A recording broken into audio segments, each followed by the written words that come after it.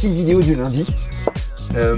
Cette semaine j'ai beaucoup de travail, donc je pouvais pas faire une vidéo trop documentée, trop détaillée, comme celle de la compression que vous avez vue la semaine dernière, qui doit être par là. J'espère que vous avez bien aimé la vidéo de la compression. 3 environnements, probablement que vous connaissiez déjà, mais c'est bien de savoir pourquoi, de comprendre comment, à quel moment, et puis voilà, et surtout revu par mes soins. J'espère que vous avez appris qu'il y a des petites choses et des petits déclics qui vont vous aider à mieux sculpter plutôt que de compresser un petit peu comme des sagouins. Donc aujourd'hui, voilà, je voulais faire juste un petit 10 minutes avec moi sur la manière dont comment je prépare un mixage. Là, j'ai reçu 4 morceaux d'un artiste incroyable qui s'appelle José Vera. On va mixer son hippie, d'accord. Donc là je vais commencer à mixer son premier morceau aujourd'hui, là, lundi matin. Il est aux alentours de midi et puis je voulais vous montrer comme ça 10 minutes comment je prépare ma perception audio avant de passer au mixage. Comment je vais préparer mon volume, comment je vais préparer mes natures de signaux, qu'est-ce qui va être contrasté, mono, stéréo, qu'est-ce qui va être spatialisé, qu'est-ce qui va être pané ou pas, qu'est-ce qui va être groupé ensemble. Et comment on va définir le premier plafond. Vous savez de quoi je vous parle, hein. Je vous le répète tout le temps ça.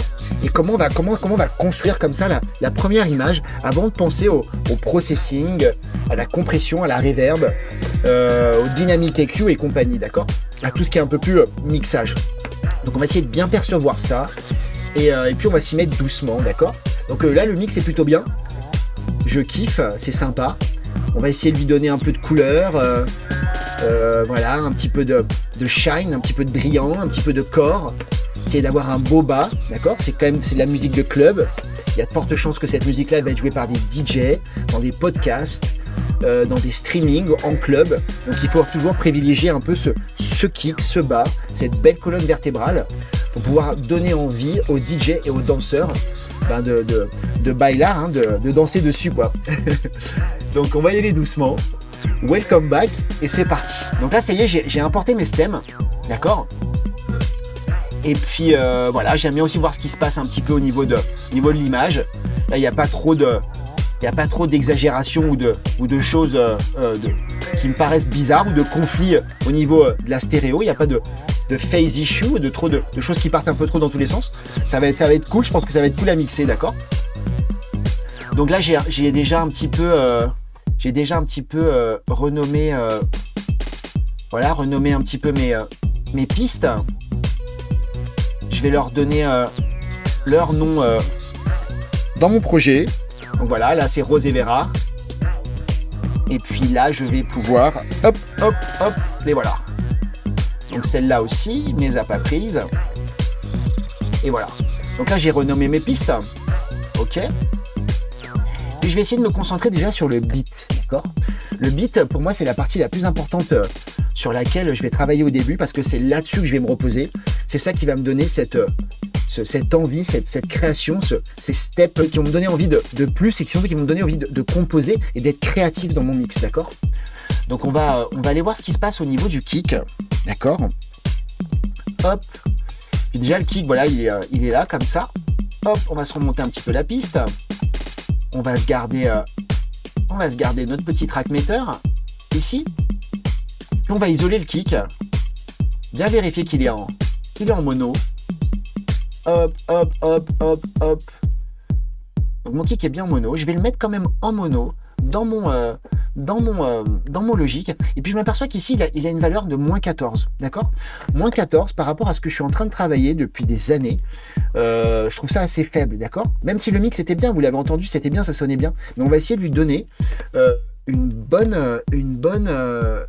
valeur de départ pour se retrouver aux alentours de -3, -6 pour pouvoir avoir un mastering. Sûrement que c'est moi qui vais masteriser pour avoir un mastering optimal, d'accord. Là je peux commencer comme ça et garder ces valeurs à lui, mais après sur mon master à la fin je vais être obligé de tirer un peu. J'aime bien le préparer piste par piste au début pour avoir ce maximum de définition, d'amplitude et de signal déjà bien ici, bien consistant, quoi, si je puis dire.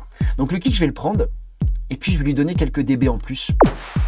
On va se mettre à -10, d'accord. hop, hop. Et c'est à partir de ce kick, à partir de ce step super simple, le seul réellement où on va devoir un peu analyser des valeurs, que je vais construire mon mix, d'accord? C'est pas plus simple que ça, hein. On va gain stager. Là, on est un petit peu dans les modules d'audio perception, ceux que je vends sur l'Education Store, d'accord? Parce que réellement, la plupart du temps, c'est pas que vos mix ils sonnent pas bien, ou que la créa elle est pas bien, ou que le mixage il est pas bien. C'est juste que la perception audio au départ, elle est pas bien positionnée, bien faite, d'accord? Ce qu'on appelle un peu tout ce qui est un peu psychoacoustique. Il faut que le volume soit bien, il faut que l'espace soit bien, il faut qu'il y ait du contraste mono-stéréo. Un mix ne sonnera jamais vraiment stéréo s'il n'y a que des signaux stéréo, il faudra qu'il y ait des signaux mono pour contraster. Donc c'est cette partie-là vraiment sur laquelle je me base depuis toujours, sur laquelle j'insiste. Je suis même un petit peu lourd et chiant avec ça, mais ces 4-5 modules de perception audio qui sont sur l'Education Store, pour moi, sont essentiels. Ce qu'on est en train de voir maintenant, ça varie pas. C'est vraiment le côté, la base du mixage. Préparez n'importe quel de vos mix dans n'importe quelle de situations. Là, je découvre le morceau comme vous, d'accord? Et là, on arrive à -9, à -10, on est bien, d'accord? Donc, on va continuer comme ça. On va voir la basse tout de suite. Voilà. Et on va aussi tout ce qu'on a rajouté là, donc tout ce vu que le kick va être la colonne vertébrale, va être la première valeur qu'on a changée. Donc concrètement, si on respecte cette valeur de plus 4 dB, tous mes signaux sur lesquels je vais travailler maintenant vont prendre 4 dB, d'accord? On va commencer à router dans le bus NLS, ok? J'aime bien aussi, évidemment, je sais très bien que dans pas longtemps, je vais commencer après le positionnement. Je sais très bien que je vais devoir un petit peu aussi EQ, d'accord? Donc je vais me mettre mon EQ favori, l'Equality, ok? Là, je vais en prendre un stéréo, d'accord? La snare, je verrai après ce qu'elle donne. C'est un protagoniste aussi important que le kick et la basse. Je verrai après. Là, pour l'instant, je positionne kick et percussion de second plan pour pouvoir donner, pour être surpris, pour avoir le maximum de spontanéité quand je vais mixer ma snare, d'accord? Et je vais commencer à avoir déjà cette espèce de rendu, juste en ayant positionné, en ayant activé des petits préamps, comme si vous étiez dans un grand studio, et déjà donné une couleur à ce que le client m'a donné, et pouvoir déjà un peu me l'accaparer, le personnaliser. Là, on fait juste de la perception, d'accord? On fait juste de la psychoacoustique pour qu'on ait notre volume, notre image, notre spatialisation prête au mixage. Donc là, voilà. Donc 10-12 minutes pour déjà se mettre le beat de notre côté, si je puis dire, d'accord? Et déjà avec un son qui va être différent que ce que le client va vous envoyer.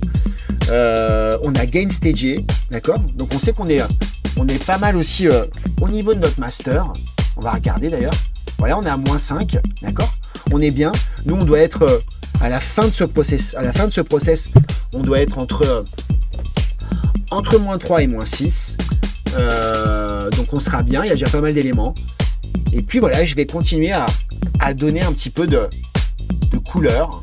Là, par exemple, tout ce qui passe dans ce bus, je peux le faire arriver dans un bus de couleur que je me suis fait moi-même avec un CLA76, une distorsion et un Q3 qui permet d'agir que sur les médiums. Et là, je pourrais mettre un peu de son en plus ici, là. Drums Flav.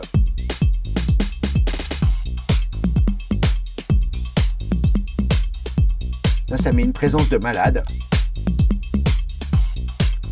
Et puis après, je vais commencer bien évidemment à travailler mon kick et ma sub pour faire de l'espace. Là, ça se fight un peu, ça se voit directement. Donc là, ça, je le ferai avec le Q3. Ok. Je vais mettre un Q3 ici. En mono. Un autre Q3. Ça, le coup des fréquences un petit peu cachées, toutes les fréquences qui se marchent un peu entre elles. J'aime bien le faire surtout sur le kick et la basse. Après, j'aime pas trop tailler tous les signaux. On se retrouve en Solex, comme je dis assez souvent. On passe de la 500 au Solex et ça fait des choses un peu chétives. Par contre, pour tout ce qui est la colonne vertébrale, tout ce qui va être un petit peu très protagoniste dans le track, là, je vais cleaner un peu, d'accord? Donc voilà, et puis je vais regarder où ça se marche ensemble. Voilà. Donc là, la sub-bass, comme vous voyez, elle se marche beaucoup avec le kick. Donc pourquoi pas retirer un petit peu ici. D'accord? Et donc voilà. Donc c'est comme ça que je prépare mon mix, ok? Petit à petit, c'est vraiment le step. La phase la plus importante réellement, que vous soyez dans Ableton ou dans Logic ou dans n'importe quel de vos DAW, c'est quand vous recevez les stems, repositionnez votre kick. C'est lui qui va vous donner l'amplitude, la valeur de votre mix, d'accord? C'est lui qui va dessiner, c'est lui qui va vous envoyer cette espèce de la première picture dans votre esprit, dans votre imagination, d'accord? Et donc voilà. Donc je vous vois la semaine prochaine. Je pense qu'on fera une vidéo plus détaillée. Là, c'était juste un petit 10 minutes avec moi backstage. Et puis moi, je vais continuer à travailler sur le morceau de José. Ok? Je vous dis à bientôt et passez une bonne semaine. Ciao, ciao!